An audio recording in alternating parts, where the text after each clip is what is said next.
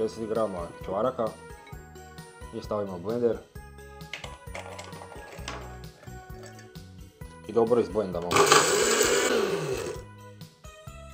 Gasimo.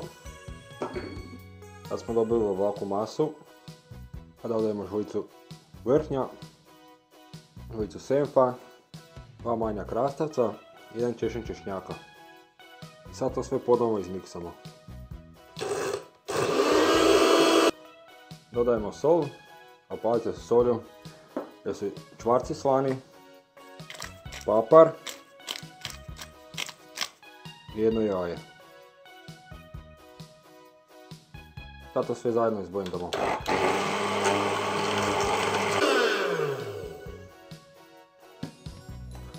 Miksanje je gotovo.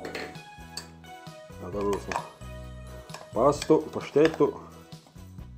Sada ju prebacimo u zdjelicu.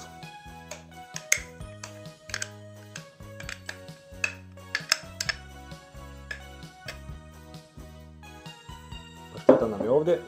Sada ju samo prebacimo na neki pola sata ohladnja. Pašteta se ohladila.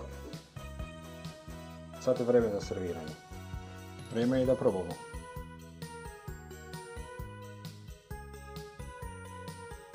Ljudi, ovo je savršenstvo.